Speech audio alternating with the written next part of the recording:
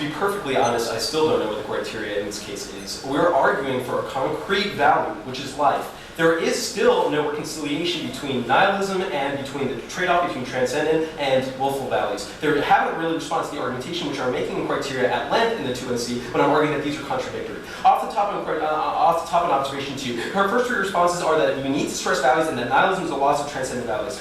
First of all, this seems to be a shift from the 1AC story, which argues that nihilism is simply a loss, an absence, and elimination of all values, as opposed to a trade-off between one kind of values to another. Next response, I'm arguing that this reprioritization is not what the nihilism authors on the bottom of their case when they talk about resignation to whatever the interplay of factors occurs and the resulting loss of survival. That's not what they're assuming. At which point, they still haven't reconciled the fact that nihilism is incompatible with observation 2. My next response is that patriarchy and ethic are not only impact flips, they also illustrate why nihilism is incompatible with the transcendent willful value trade-off. I'm arguing that nihilism, if it does indeed promote individual rights, is promoting a competitive sort of claim, which is competitive with transcendental values, which are things that are beyond the immediate and beyond the individual, or so they've been telling you throughout the round. At which point, this case becomes completely incompatible. Her next response is nihilism is a loss of life. However, this is an impact argument, not a criteria argument. We should not evaluate that here. She says this leads to a loss of critical thinking. Once again, this is not a criteria argument. Please extend that that nihilism deals with objective truth, whereas observation 2 deals with normative morality, deals with conceptions of good or bad, which are completely incompatible. There's no reason why you should evaluate nihilism as an impact to the criteria any longer. Her next response is that the critique is forced through the topic.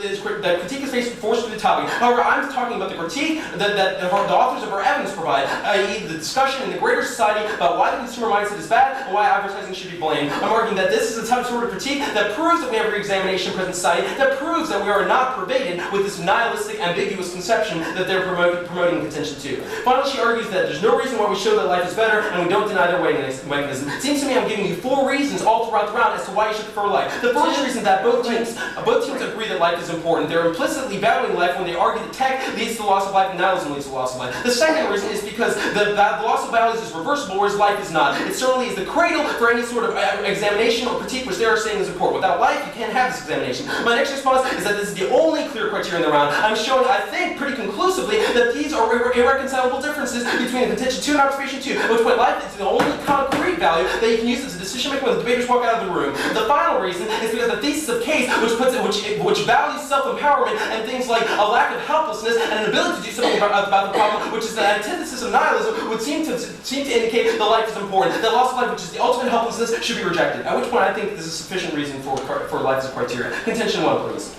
Off the top, she says awareness is absent and cognitive distance assumes. However, Lance's third argument is that cognitive structure is always functioning. It doesn't matter whether the social critique is functioning in society or not. In our brains, the cognitive structure is always functioning, at which point we don't incorporate the messages inherent in advertising in our minds. Please extend his fourth response, which indicates that advertising needs to be novel, important, and plausible. They have never argued as to why advertising meets these 3 burdens, which are necessary conditions. It is an excellent piece of evidence. It is dropped cold. Additionally, please extend Lance's sixth response, which indicates that whenever we have dissonance, whenever we don't agree with the message, then we always return to our own values, at which point values would never be changed through an external medium through advertising. It is dropped. Please extend the messages are always open to criticism, at which point we're not simply empty vessels that incorporate whatever advertising is coming in from an external medium. This is dropped. Please extend affirmative studies of underestimated cognitive capacity and are untrue. This is dropped as well. She says no critique now, but she doesn't apply this to any argumentation whatsoever. No critique now is absolutely irrelevant because it's the function of the brain we're talking about. Down below, she assumes that there's no major premise of dissonance. 5 words which I don't know the meaning of.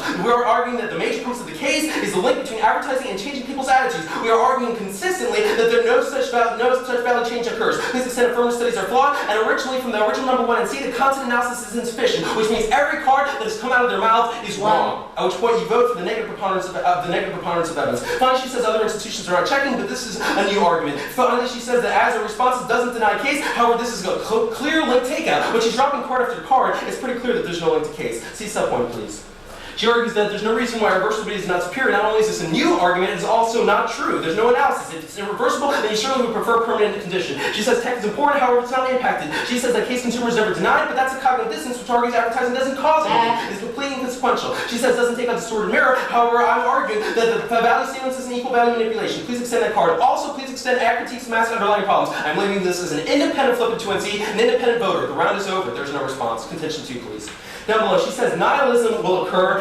When nihilism will occur, nihilism destroys life. However, she's dropping my argument that nihilism is completely rhetorical analysis. The only scenarios around are those of ethic and patriarchy. And I'm extending them not only as an impact flip, I'm also extending them as an illustration of why this case is internally contradictory. Nihilism, which values things like individual rights, is purely competitive and autonomous, whereas transcendent values are anything but. As a result, there's no